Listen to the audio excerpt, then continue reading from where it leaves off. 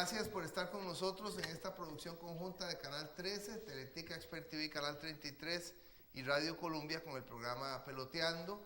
Iniciamos el tercer debate de una hora con los 3 precandidatos y la precandidata del Partido Acción Ciudadana. Están con nosotros de izquierda a derecha para usted, don Ronald Solís Bolaños, doña Epsi Campbell Barr, don Juan Carlos Mendoza García y don Luis Guillermo Solís Rivera. El primer tema en este tercer debate es el tema de la pobreza y la exclusión social. Tiene la palabra para iniciar doña Epsi Campbell Barr.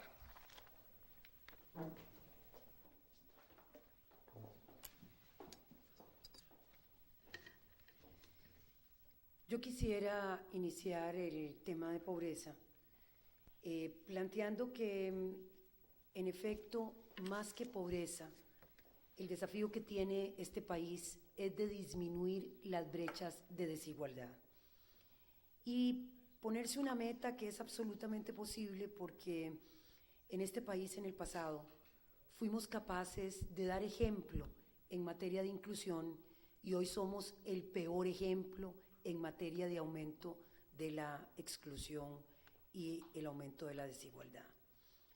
Y quiero decirlo, aunque yo creo que la gente que tiene carencia de las necesidades más elementales no necesita explicación. No necesita explicación quien no tiene empleo, quien no tiene la posibilidad de tener un techo digno, quien no tiene resuelta la comida, quien tiene una educación a medias, quien tiene una salud a medias, lo vive cotidianamente. O sea, esas son las personas a las que queremos llegarle. Pero quiero plantear que lo importante es disminuir la brecha de exclusión y de desigualdad, porque los programas focalizados de pobreza en este país lo que han hecho es mantener a la gente en el mismo lugar de pobreza. Es permitir que un sector de la población, lo he dicho, más de 1.300.000 personas, el 27%, no tienen resueltas las necesidades básicas. ¿Cómo enfrentar entonces la pobreza? Quisiera plantear este desafío de igualdad y oportunidades en 3 grandes temas. El primero, creo que tenemos que hacer un programa que se centre en las mujeres pobres, esas mujeres que son cabeza de familia o son las administradoras de los recursos de pobreza. A ellas tenemos que garantizarles redes de cuidado eficientes y completas, que no dependan del trabajo voluntario de ellas mismas en las comunidades. Tenemos que garantizarles educación y capacitación, principalmente en aquellos oficios y carreras técnicas que estén bien pagadas en el mercado, porque en este país se sigue educando a las mujeres pobres para que sigan siendo pobres y reproduciendo una lógica de pobreza. Tercero, lo que necesitamos es una infraestructura social, recreativa y educativa en esos barrios excluidos que le permitan a esas familias tener la oportunidad de desarrollarse, tener a los niños y niñas capacitados desde muy temprana edad y permitiéndoles que sus madres estén aportando y que ellos estén desarrollándose de manera tal que empecemos a romper el círculo de la pobreza. Muchas gracias a doña Epsi Campbell. Tiene la palabra don Ronald Solís Bolaños. Gracias. Vamos a hablar de pobreza y exclusión social. Ayer precisamente visitaba un grupo de gente en la zona de Sarapiquí y un pequeño agricultor, hablando de los problemas de la agricultura, me contaba cómo varios de sus amigos agricultores hoy son vecinos de un barrio marginal que se llama El Infiernillo, que creo que es por Alajuela, porque terminaron perdiendo sus parcelas. Entonces terminan en barrios marginales y posiblemente como cuidacarros o en construcción, si tienen empleo, en fin, y sus hijos en un ambiente de altísimo peligro de caer en vicios y en otras cosas, tan diferente al ambiente que pudieron haber tenido en el campo, de disfrutar la libertad, de correr por los campos, de aprender a querer a todo mundo, porque la gente en los campos es libre y aprende a confiarse, generan sentimientos de solidaridad, sentimientos de cariño, sentimientos de sociabilidad que después van a ayudar a ser personas mejores, más capaces de trabajar en equipo, etc. Lo contrario lo que vemos hoy en la publicidad, en la prensa, que dice el gobierno a veces a niños de la ciudad, si vio un desconocido que le ofrece o le saluda, no lo salude, no lo vuelva a ver, etcétera, etcétera. Digo, ¿qué clase de seres humanos estamos creando? Estas son parte de las cosas que perdemos cuando afectamos desafortunadamente actividades que no son tal vez las mejores, pero generan mucho empleo. Como decía alguien por ahí, es mejor la pobreza a la miseria y es mejor el empleo al desempleo. Pero el gobierno nos habla de ilusiones, de luces de colores, que no genera más allá del 13 o 3,5% de los empleos de este país, y todo subsidiado. Y a cambio de eso nos destruye miles de empleos, cientos de miles de empleos, porque lo que genera la agricultura, la agroindustria, la industria tradicional es muchísimo empleo. Vea, vamos para atrás, pasamos de finales de los 70, del lugar 24, en índice de desarrollo humano al 69 el año pasado. En el coeficiente de Gini, que es un indicador de diferenciación en el ingreso, pues resulta que llevamos de primeros en América Latina. Tenemos 300,000 desempleados. Crecimos en el porcentaje en más de 150,000 a lo que teníamos hace 10 años. En la economía informal hay 1,000,000 de costarricenses.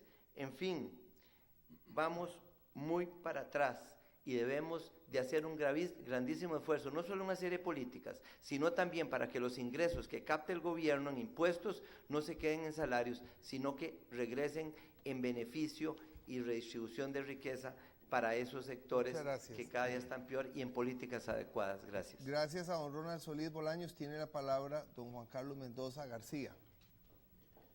Según el Estado de la Nación, hay 1,140,435 personas pobres en este país, y de esas personas, 336,000 están en pobreza extrema. Ahora, ¿dónde está esa pobreza? ¿Qué pasa? Que la hemos invisibilizado. ¿Cómo dejamos de ver la pobreza, por ejemplo, que se ve desde el parqueo de Multiplaza del Este al otro lado del río, o de Lomas de Ayarco, cómo se ve las colinas de Río Azul, o cómo desde el peaje de Escazú se ve al otro lado del río también la pobreza de barrios marginales? Problemas que le hemos invisibilizado y le hemos dejado de ver. Nos volvemos insensibles cuando vemos la pobreza tocando a nuestra puerta. Es absolutamente necesario pues que como sociedad nos sensibilicemos y volvamos realmente a atender la pobreza como la emergencia, como la inmoralidad que es el tener gente pobre en un país que no tiene por qué tenerlos. Así como el mundo podría redistribuir de una forma muy distinta su riqueza, Costa Rica lo puede hacer y tiene todas las herramientas para hacerlo y realmente poder combatir efectivamente la pobreza y eliminarla. Es posible y no podemos seguir pensando que es un hecho dado y es un hecho que no podemos cambiar. Planteé en debates anteriores cómo es necesario unificar los programas de atención a la pobreza. Realmente no es posible que el dinero se quede en la administración y que no llegue a las personas que lo necesitan. Tener bases de datos unificadas, donde realmente conozcamos a las personas, donde no le atendamos simplemente un tema temporal de vivienda o un tema temporal de empleo o capacitación, sino que sea una atención integral, porque aquí el objetivo no es disminuir por unos meses su estado de pobreza, es sacarlos de esa pobreza. Eso requiere esa atención integral que no hemos tenido hasta ahora y que es necesario unificar en una forma centralizada que maneje efectivamente los recursos, que sí existen. Los recursos de FODESAF lamentablemente se han ido distrayendo y no se han realmente enfocado en las poblaciones que lo necesitan. Sí es posible salir de la pobreza, sacar a esa gente de la pobreza y es nuestra obligación moral hacerlo. Muchas gracias a don Juan Carlos Mendoza. Tiene la palabra don Luis Guillermo Solís para concluir con este primer tema que es pobreza y exclusión social. Una de las razones por las cuales es tan grave que Costa Rica esté secuestrada por la corrupción es porque, como ya lo dije anteriormente, los recursos que se van por un tubo cada vez que el Estado permite la impunidad en el manejo de estos recursos que son de todas y de todos los costarricenses, se limitan las posibilidades de invertir en la gente, de mejorar la calidad de vida de las y los costarricenses. Ya se han dicho aquí cifras respecto del tamaño de la pobreza en el país. También se ha dicho que la desigualdad nos está dividiendo. El 20% más rico de las y los costarricenses, las personas que tienen más ingresos, ganan aproximadamente 20 veces más que las personas en el 20% que tienen menores ingresos. Eso es un escándalo. Es un escándalo porque en Costa Rica esa no fue la situación durante muchas décadas. Y hubo una receta para resolver ese problema en el pasado. Nuestras y nuestros antepasados encontraron una forma para lograr reducir la desigualdad.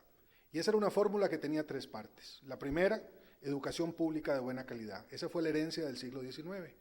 Ya desde muy temprano, en esa primera república, se hablaba de la educación como un instrumento para ayudar a la gente a mejorar su calidad de vida. La segunda fue la salud pública. De allí la importancia de la Caja del Seguro Social, tema al que nos referiremos en otro momento, en esta misma serie. Y la tercera, el crédito barato para el productor y la productora nacionales, porque es precisamente allí donde se genera en la producción nacional la mayor cantidad de empleo decente para la gente costarricense. Y esa es la fórmula que deberíamos de recuperar, al menos como un elemento esencial para reducir la desigualdad y la pobreza. Más educación, y no solamente educación académica, sino también técnica, mejores servicios de salud y diría yo también de pensiones solidarias y universales, y en tercer lugar, recuperar el crédito por medio de la tan vilipendiada banca de desarrollo que no ha sido puesta en ejecución a pesar de que ha sido reiteradamente mencionada como un instrumento básico para la lucha contra la desigualdad y la pobreza. Pero tenemos que decir que la desigualdad y la pobreza que afecta a mucha gente, afecta más a algunas personas que a otras, principalmente a las mujeres y a las personas jóvenes. Los más pobres de los pobres en Costa Rica hoy tienen 12 años de edad. Y esa situación no es tolerable para el país que se dice la democracia más antigua de América Latina. Muchas gracias a don Luis Guillermo Solís Rivera. De esta manera terminamos la primera parte de esta tercera entrega o este tercer debate de 1 hora. Vamos a un corte y regresamos con el tema de la obra pública en nuestro país.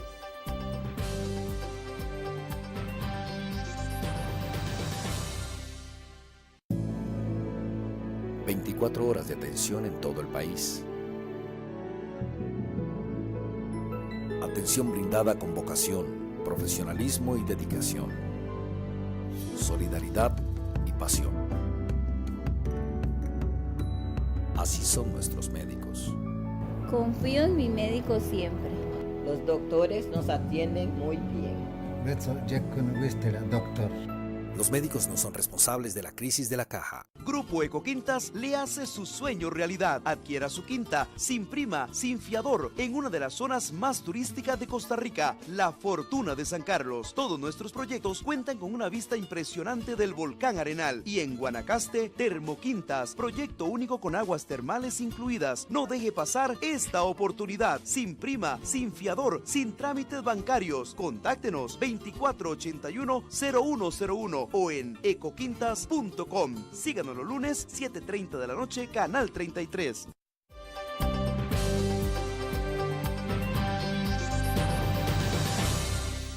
Gracias por continuar con nosotros. El segundo tema en este tercer debate de 1 hora es obra pública, infraestructura en nuestro país. Iniciamos con don Juan Carlos Mendoza García. Es increíble como nos han tratado de hacer creer que en Costa Rica no podemos tener infraestructura de calidad, que no nos la merecemos, que no hay plata, es la gran excusa. No hay plata, tenemos que traer a una concesionaria para que haga eso, porque en Costa Rica no hay dinero para hacerlo. Y con ese cuento nos han tenido por muchos años y no se ha hecho absolutamente ninguna obra importante en el país, más allá de una cuestionada concesión de la Ruta 27. Realmente tenemos que hacer un cambio profundo y volver a desarrollar, como sí podemos desarrollar, obra pública en este país. Tenemos que dejarnos atrás de programas tan ridículos que llegan a llamarse cero huecos. Y lo peor es que nos ponemos contentos cuando tapan los huecos y pensamos que eso ya es algo pues que nos debería de alegrar. Bueno, son esas campañas clientelares que se hacen en año electoral justamente para tener a la población contenta, y eso es botar el dinero. Lo que han venido haciendo es botar el dinero y lo botan a lugares muy seguros, donde están las personas que contribuyeron a las campañas de los partidos tradicionales y del Partido de Liberación Nacional en particular. Así es como ha venido funcionando. Por eso no se ha hecho infraestructura en este país. Sí es posible hacer infraestructura de calidad en este país. Por cada dólar que se invierte en una carretera, se ahorran $80 a nivel país en todas las economías que se generan. Según estudios del Laboratorio de Materiales de la Universidad de Costa Rica, es posible, con adecuada planificación, no reparando los huecos, sino haciendo carreteras nuevas y dándoles el mantenimiento oportuno, es posible renovar toda la red vial nacional en solo 10 años. Hay que sacar la politiquería, hay que sacar la corrupción, hay que sacar a Liberación Nacional del poder y podremos tener la infraestructura que nos merecemos. Por eso he planteado con toda claridad, Ministerio de Obras Públicas y Transportes en funciones de rectoría y fiscalización. Cerramos el CONAVI, cerramos los distintos consejos que no están sirviendo y que solo duplicidades están generando, y vamos a crear el Instituto Nacional de Infraestructura Pública, no solo para hacer carreteras, porque este país también merece tener escuelas, colegios, cárceles, hospitales de calidad, y es necesario volver a desarrollarlo y saber que hay un brazo constructor que puede hacer esa infraestructura de calidad. Costa Rica lo ha hecho en el pasado, lo puede hacer ahora y lo tiene que hacer a un ritmo muy acelerado, porque son 3 décadas en que no se ha hecho infraestructura en este país. Sí se puede y lo vamos a hacer. Muchas gracias a don Juan Carlos Mendoza. Tiene la palabra don Luis Guillermo Solís Rivera. Durante muchos años y en muchos países, los ministerios de obras públicas se llamaban los ministerios de fomento. ¿Por qué? Porque el fomento productivo tiene mucho que ver con la construcción de infraestructuras, no solamente de carreteras, sino también de puertos, aeropuertos y una gran cantidad de otros servicios que permiten que la producción nacional e internacional fluya rápidamente y con condiciones competitivas. Nosotros hemos descuidado tanto la infraestructura vial como toda la demás infraestructura que es responsabilidad principal del Estado desarrollar. Y es allí donde la Rectoría del Ministerio de Obras Públicas y Transportes, que ha sido desmantelado de manera deliberada por los gobiernos de las últimas décadas, juega un papel vital. Me parece que permitir que el Ministerio de Obras Públicas recupere el músculo rector para todo el sistema de construcción de obra pública es medular en cualquier programa del Partido Acción Ciudadana como gobierno a partir del 2014. Pero hay algo más. El 85% de la red vial de Costa Rica es desarrollado no por el gobierno central, sino por las municipalidades.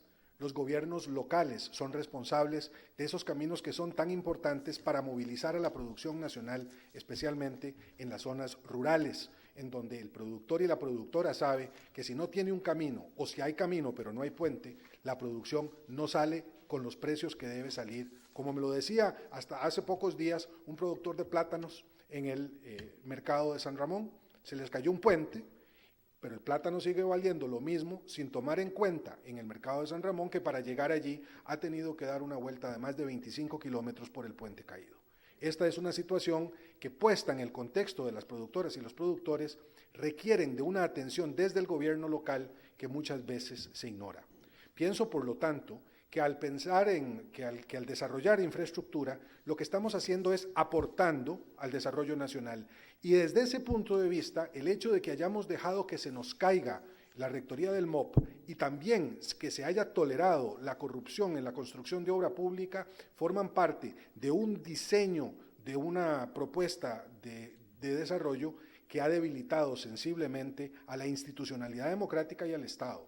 Hemos dicho y repetido una y otra vez que Costa Rica está secuestrada por la corrupción, que está secuestrada por las argollas.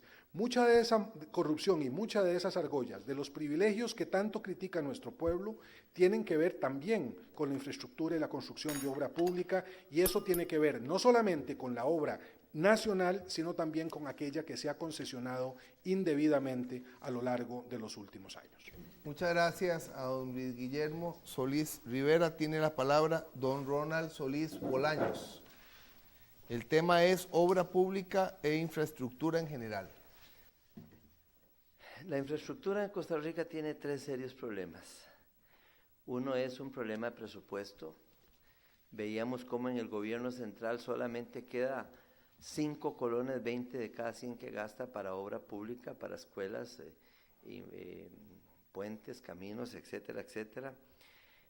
También ineficiencia del mismo gobierno. El otro día salía en la prensa como más de 3.000 millones de dólares, que incluso yo aprobé parte de eso cuando fui diputado hace más de 4 años, no han sido capaces el gobierno de aplicarlos, de ponerlos en práctica, y más bien están pagando intereses, para no recordar el famoso Limón Ciudad Puerto, que fue un caramelo que le dieron a la provincia de Limón, que era una farsa y tiene 5 años sin haberse empezado y pagando intereses. Entonces hay un seriosísimo problema de transparencia, y a eso le sumamos que hacen esas cosas para tratar de que las cosas se hagan por concesión. Yo fui de los pocos diputados que voté en contra de la ley de concesión de obra pública, más bien de la reforma, porque la ley original venía del gobierno de José María Figueres Hijo, del año 96, porque me parecía que era abusiva, que iba en contra. Creo que la concesión puede ser una buena figura, pero hay que hacerle grandes reformas y hay que garantizar la transparencia, que hasta el momento parece que no ha sido la compañía permanente. Incluso yo fui el único diputado que, viendo el abuso de la concesión a Caldera, investigué la concesión San José-San Ramón, porque la de Caldera, no sé si todos saben que ir en moto o en vehículo o en automóvil a Caldera o a Jacó le cuesta 4,000 ida y vuelta, y si es un tráiler que afecta a la producción vale 31,500, y ese mismo parámetro lo querían utilizar para San José-San Ramón, la misma base, las mismas tarifas. Yo advertí hace más de 4 años eso, con una nota, porque investigué, vi que iban a haber 5 peajes, que iban a cobrar en ese entonces más de $3,000 por la tarifa más baja. Avisé a todas las municipalidades y organizaciones y nadie se interesó. Porque si aquí hay un problema es que las municipalidades, si tienen algo, es que no son autónomas. Parece que son brazos políticos del Poder Ejecutivo, como también a veces parece ser el brazo político la Asamblea Legislativa del Poder Ejecutivo a la hora de nombrar el Contralor, los reguladores, la ARECEP, etcétera, etcétera. Con una falta de visión de la importancia del Poder Ejecutivo de tener pesos y contrapesos, de tener alguien que le ayude a gobernar poniéndole frenos y buscando la transparencia. Muchas gracias. Muchas gracias a don Ronald Solís Bolaños. Tiene la palabra doña Epsi Campbell Bar. Con ella terminamos este segundo bloque sobre obra pública. Necesitamos un plan nacional de inversiones en infraestructura pública. Y eso lo que nos va a permitir en 4 años es tener las metas bien claras de cuántos son los kilómetros de carretera que podemos hacer y tener la posibilidad de redireccionar los más de $2,000 millones que han sido aprobados en créditos con organismos internacionales. Porque efectivamente ya está ahí, esos son recursos aprobados, de los cuales algunos ya empiezan a pagar intereses aunque no sean ejecutados, y lo que necesitamos es utilizar esos recursos de manera eficiente para garantizarle infraestructura productiva a los pequeños, medianos y grandes productores nacionales. Porque en efecto, una de las dificultades más grandes que tenemos para tener un crecimiento económico con distribución tiene que ver con el rezago que tenemos en obra pública, en obra e infraestructura productiva. De manera que ahí hay un gran tema. Yo temo mucho el tema de pensar que para resolver los temas de infraestructura tengamos que construir más institucionalidad, de manera que creo que con los recursos que tenemos actualmente, con la institucionalidad y poniendo todos los controles necesarios, podemos iniciar ese proceso. Lo segundo es generar la independencia de fiscalización de la NAME, el laboratorio de la Universidad de Costa Rica, que es responsable justamente de darle fiscalización a la construcción de carreteras en este país. Tercero, involucrar a otros actores sociales, económicos y políticos, como el mismo Colegio de Ingenieros y Arquitectos, que nos permitan tener una visión bien clara de cuánto es el costo de la infraestructura que estamos haciendo para evitar la gran cantidad de corrupción que hay o en contrataciones directas o en contratación por administración o en las mismas concesiones. Necesitamos tener claramente un benchmarking de cuáles son los precios nacionales e internacionales de construcción de infraestructura que nos permitan nunca pagar un 5 más, es pagar lo que se tiene que pagar y que se haga de manera lo suficientemente eficiente. Finalmente, hay un tema de prioridad para los pequeños y medianos productores rurales. Ahí hay una red de carreteras y de caminos que es imprescindible para permitirle a esos pequeños productores que lo que producen pueda salir de sus fincas, pueda hacerse de manera rápida, eficiente, pueda ser colocado en los mercados a buen precio, disminuyendo los costos de transporte y garantizándoles que en esas zonas se va a generar un desarrollo integral justamente a partir de esa gran inversión de infraestructura que tiene que hacer el Estado y para los que ya existen recursos. Muchas gracias. Muchas gracias a doña Epsi Campbell. De esta manera terminamos el segundo bloque de este tercer programa de una hora de debate entre los 4 precandidatos, 3 precandidatos y una precandidata del Partido Acción Ciudadana. Vamos a un corte y cuando regresemos vamos a hablar del último tema de este debate, que es jóvenes y empleo.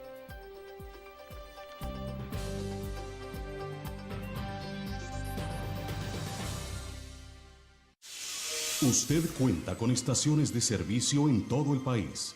Somos un servicio público de calidad. Esté donde esté, nosotros estamos para servirle.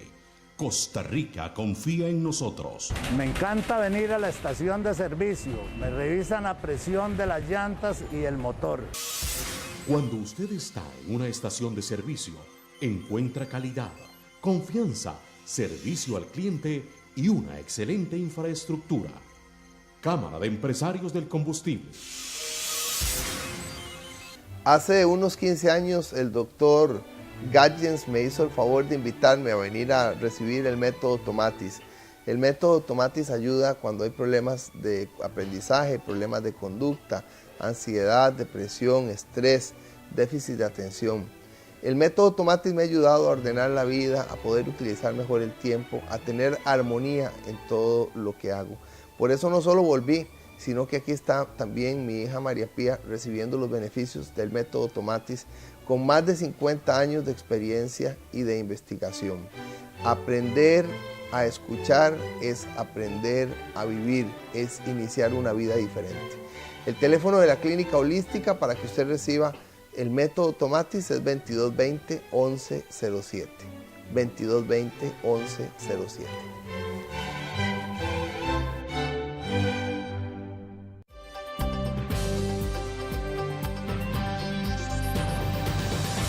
El tercer y último tema de este tercer debate de una hora entre 3 precandidatos y una precandidata del Partido Acción Ciudadana, PAC, es jóvenes y empleo.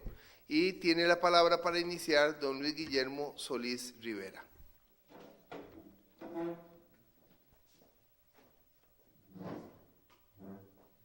Entre las cifras de exclusión y pobreza que se han mencionado en estos programas, decíamos que cerca de 200,000 muchachas y muchachos en nuestro país no estudian ni trabajan.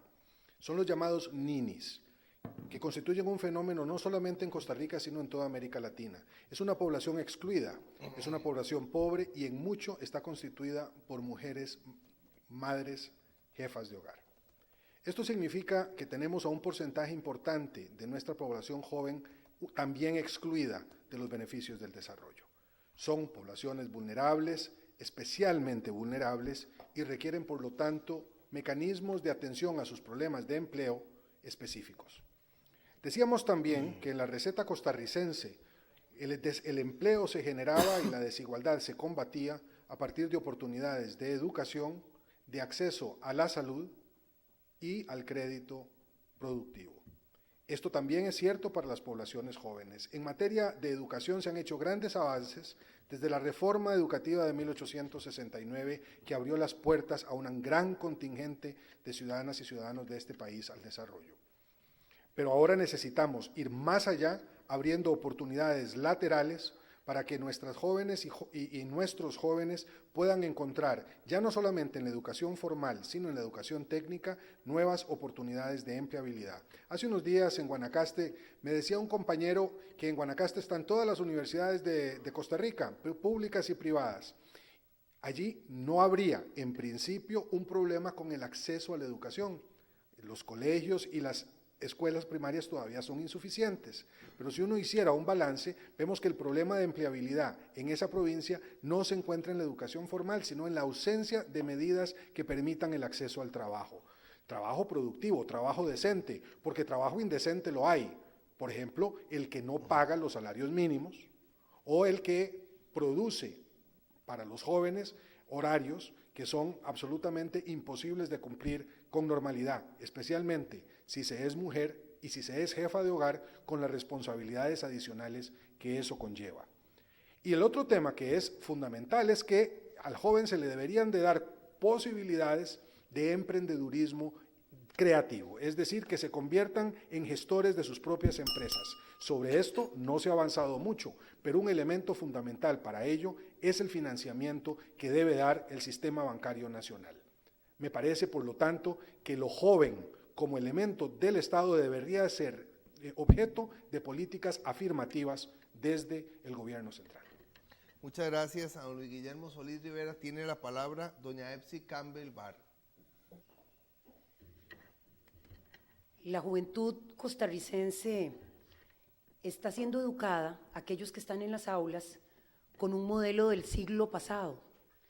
Cuando miramos lo que se hace en las aulas hoy, en la mayoría de las aulas de las escuelas y colegios públicos, es exactamente lo mismo que hizo mi papá, que tiene 76 años. El modelo educativo se quedó en el siglo pasado con las oportunidades y las transformaciones radicales que ha tenido el siglo XXI. Y entonces la juventud, una parte muy importante de ella, porque en este país se gradúan de quinto año solamente el 35% de los jóvenes que entran a séptimo año, o sea, el 65% se queda tirado en el camino.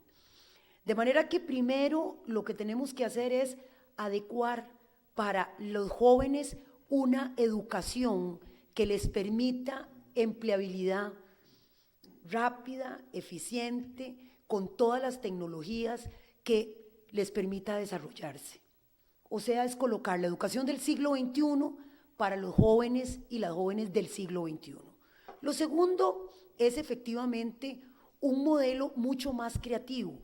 Hay algunas experiencias en este país de incubadoras de empresas que le permiten a la gente más joven aprovechar sus destrezas o generar con ellos las propias destrezas, no solamente para desarrollar el negocio, sino acompañar ese negocio hasta el momento en que éste ya pueda sobrevivir solo y permitirle, no a un joven en particular, sino a un grupo de ellos, pequeñas y medianas empresas que tengan perspectiva de presente y de futuro. Lo tercero, efectivamente, es una transformación total del INA. El INA es una de las instituciones que genera una cantidad de superávit por incapacidad operativa año con año. Y en el INA hay que darle oportunidades de educación tecnológica a las jóvenes para no seguir segmentando el mercado, las jóvenes haciendo trabajos manuales y trabajos relacionados con la belleza y las artesanías, y los hombres en el INA aprendiendo tecnologías, mecánica O sea, un programa con acciones afirmativas para las muchachas jóvenes que puedan insertarse directamente en el mercado de trabajo. Y finalmente creo que hay que apoyar a esas muchachas que temprano tuvieron hijos e hijas y que quieren ellas realizarse como mujeres, como personas, como jóvenes que son, con programas más sofisticados que a la par de la asistencia que le pueda dar o las transferencias condicionadas de recursos puedan adicionalmente tener redes de cuidado, capacitación directa y luego contrataciones en empresas que puedan con esas contrataciones tener algunos beneficios fiscales. Muchas gracias. Muchas gracias a doña Epsi Campbell Bar. Es el turno de don Ronald Solís Bolaños. El tema es jóvenes y empleo. Gracias. Este tema obviamente tiene que ver con otros temas. Tiene que ver también con los relacionados a la crisis del país, con la reforma del Estado, con la pobreza y exclusión social, que por cierto, en el tema de pobreza y exclusión social y crecimiento de la pobreza en Costa Rica, se me olvidó mencionar una variable muy importante, que creo que tenemos que tomar medidas fundamentales en ese sentido, que son las tarjetas de crédito. Yo me encontré siendo diputado y todavía existen empresas que cobran hasta el 60% de interés a las tarjetas de crédito y eso se lo cobran a los más pobres. Y el criterio de ellos es que cobran esos montos porque son clientes de alto riesgo, porque son personas de bajos ingresos. Entonces yo digo, ¿para qué ayudar así? ¿Qué favor le están haciendo? Ningún favor, lo están empobreciendo aún más. Y además lo están induciendo a un consumismo que a veces no tienen la capacidad, entonces quizás hasta terminan siendo mucho más infelices y tomando decisiones inapropiadas y brincándose la prudencia, que es tan importante en todo acto humano, porque la prudencia es sabiduría práctica, sean los seres humanos, en las empresas o en los países. El desempleo joven, ya mencionaban algunos datos, pero es muy interesante cómo de los 15 a los 24 años el desempleo joven es el doble del promedio que el desempleo en otras edades. Y bueno, por mi experiencia como productor, pienso que uno de los factores que inciden en eso es que se ha establecido una política para mí torpe, que es que de los 15 a los 18 años obligan a los patronos a pagarles el salario como si fueran un adulto, sin entender que son personas que están apenas desarrollando destrezas y habilidades, sin entender que, bueno, lo importante es obviamente que la persona estudie, pero si trabaja, que también el trabajo sea un complemento a su formación como ser humano. Y debería de verse en ese sentido. Es un complemento maravilloso. Si alguien estudia y tiene la posibilidad, aunque sea ganando menos, de tener la oportunidad de tener un ingreso, de aprender la cultura del trabajo, el costo de las cosas, etcétera, etcétera, es maravilloso. Antes, los papás más bien le pagaban a los patronos para que le aceptaran que los muchachillos fueran a trabajar en vacaciones y fueran aprendiendo un oficio y fueran aprendiendo a hacerse hombres y fueran aprendiendo a conocer las dificultades de la vida y el valor de las cosas. Entonces yo creo que hay elementos también que tienen que ver con la formación y no solo académica, también con los valores y las características que le generemos a cada ser humano. Muchas veces uno, en dos personas con igual formación y características, escoge una y no otra, aunque tenga una mejores condiciones académicas, según la actitud que tengan hacia el trabajo y hacia el aprendizaje y hacia el trabajo en equipo. Muchas gracias a don Ronald Solís. Concluimos este tercer punto del debate con don Juan Carlos Mendoza García. A los jóvenes no se les puede pagar distinto, se les tiene que pagar igual que a cualquier trabajador. Los jóvenes necesitan, eso sí, algunas herramientas para insertarse al mercado laboral.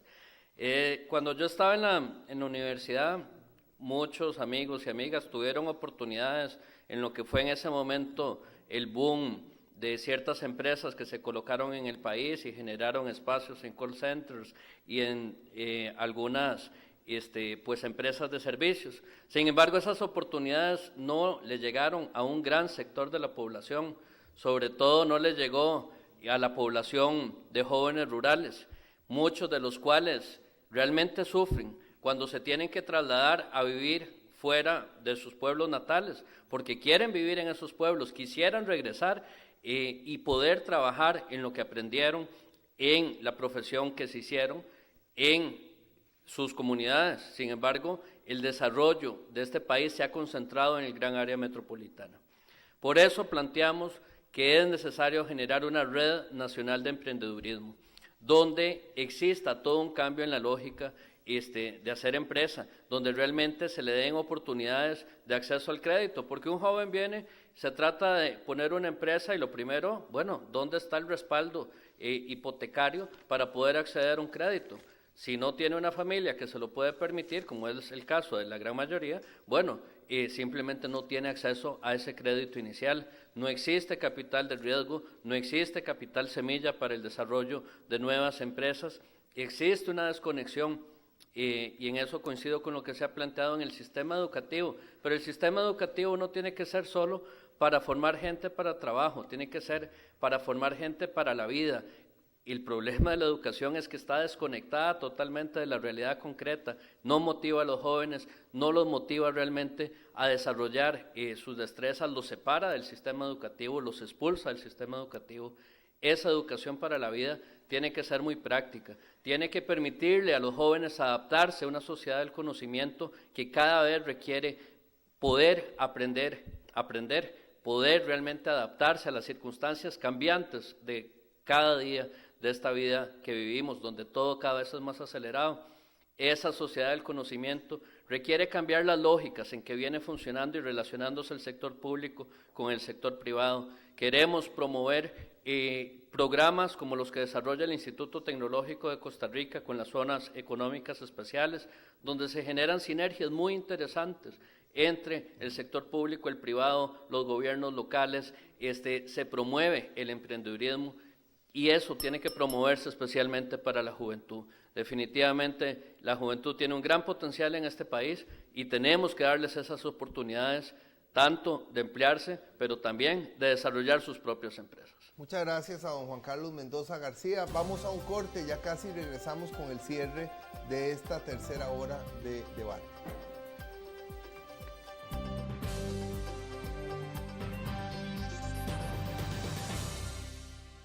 El adulto mayor ahora tiene la oportunidad de acercarse a la tecnología, gracias a Sinfotec. Y somos el único instituto en Costa Rica que le da una garantía de poder aprender no solo computación, sino las tecnologías y su implementación. Marque 4000-4455.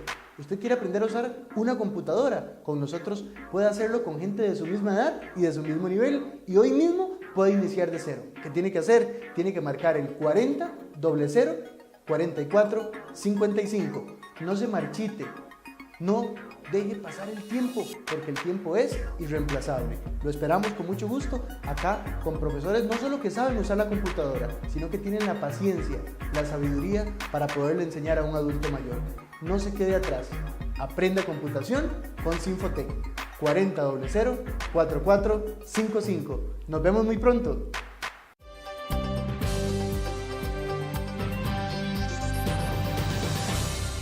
Gracias por continuar con nosotros. Tenemos el cierre de la tercera hora de debate entre los tres precandidatos y la precandidata del Partido Acción Ciudadana. Es tema libre, tienen 2 minutos. Iniciamos con don Ronald Solís Bolaños. Gracias. Somos los dueños de este país y en buena medida somos los responsables de lo que tenemos, de las cosas buenas y de las cosas malas. Nosotros como seres humanos y parte de una comunidad, de una sociedad, tenemos derechos y deberes o responsabilidades, como las queramos llamar. El último siglo fue el siglo de los derechos, pero a veces se nos olvidan las responsabilidades. Es importantísimo dentro de la solución de los problemas de este país recordar el rol de cada uno de nosotros como seres humanos, como individuos. Los gobiernos que hemos tenido han sido elegidos por nosotros, así que somos corresponsables. Pero también debemos entender que como seres humanos, si hacemos mejor las cosas en nuestra parcelita de vida, el país va a ser mucho mejor. Y hacer las cosas mejores es hacerlas con mayor responsabilidad.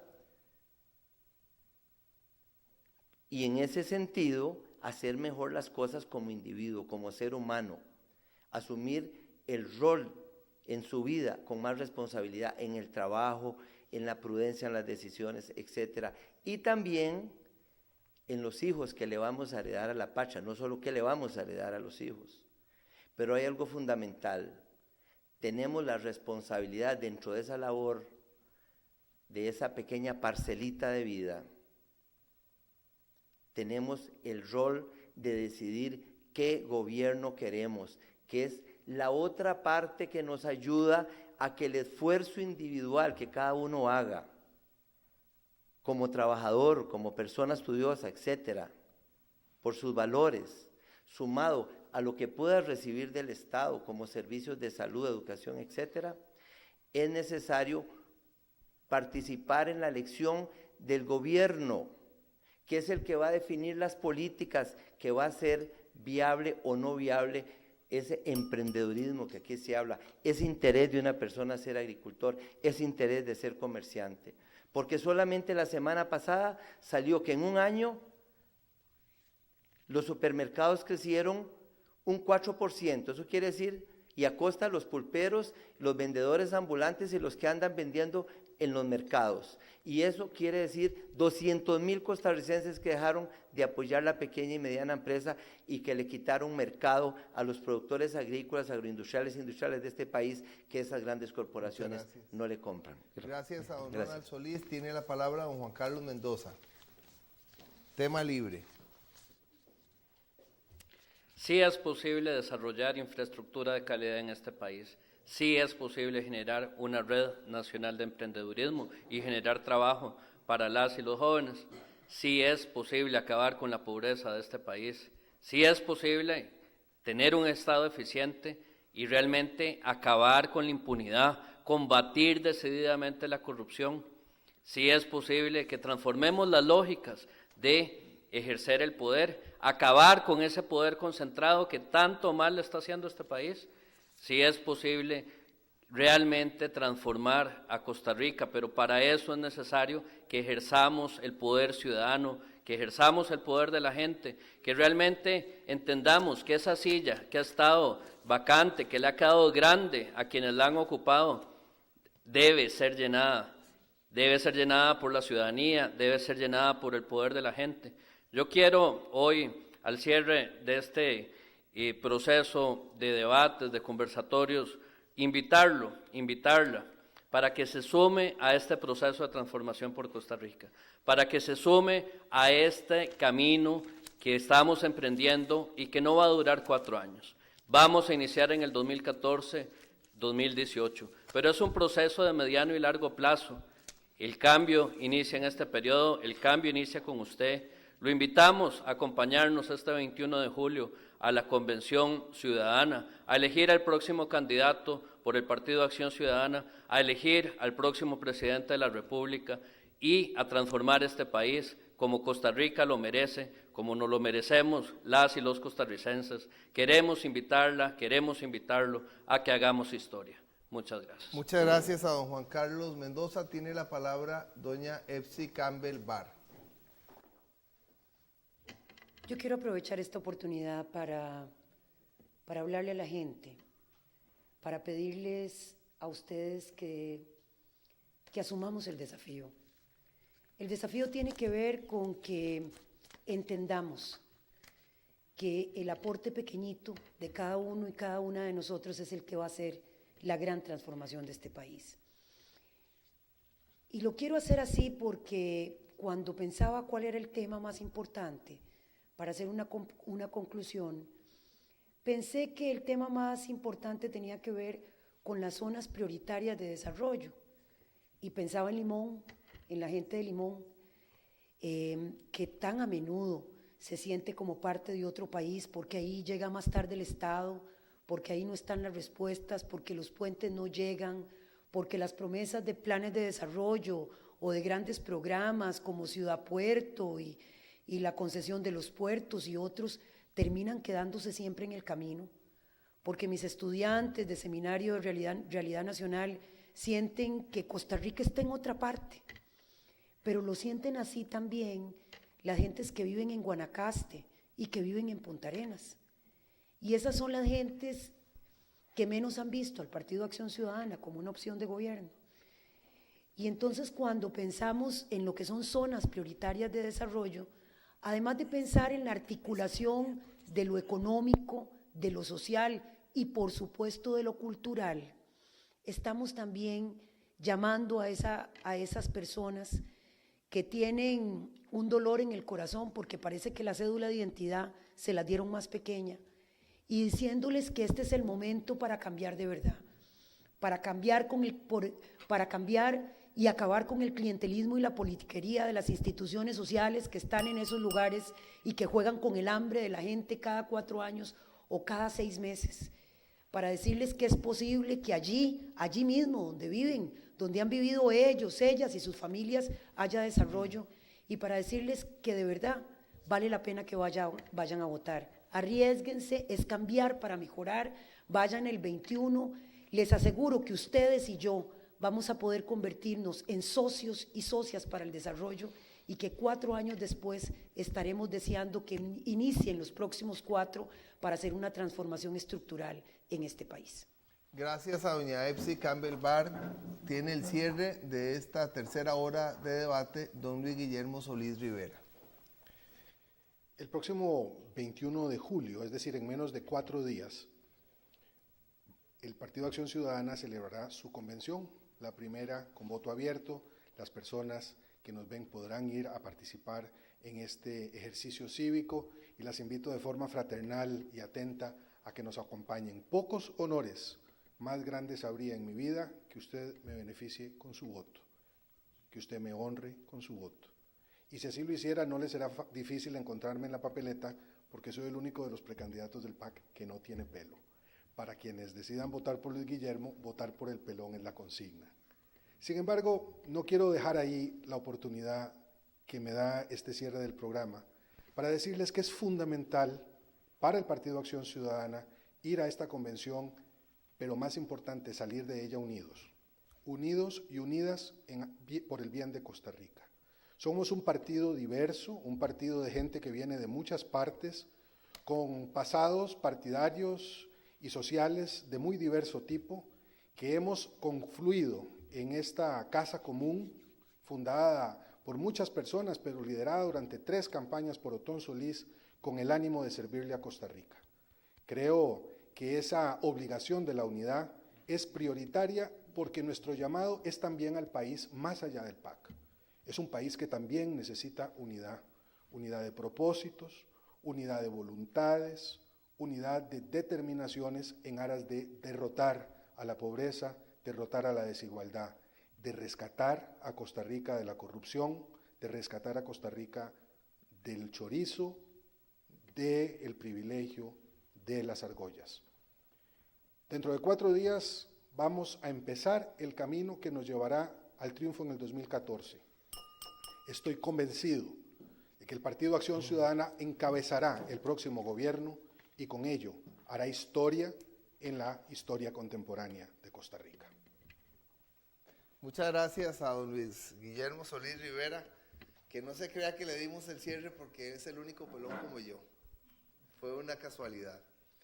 Gracias a las personas que nos acompañan, que nos han acompañado durante la larga grabación que lleva ya más de 3 horas y media. Gracias a nuestro productor Diego Blanco, gracias a Luis Núñez, a Jonathan Rodríguez, gracias a Javier Murillo Zombi, gracias a las empresas que patrocinan el espacio en Peloteando en Radio Colombia, a Valle de Paz, a Petrocanadá, a Elina, a la Clínica Holística, a Sinfotec, a Expert TV Canal 33, a Central de Mangueras, al CINART, al periódico Ojo, a la Casona de Cartago, al periódico El Guapileño, al Grupo Mutual, a la Cámara de Empresarios del Combustible y a la Unión Médica Nacional.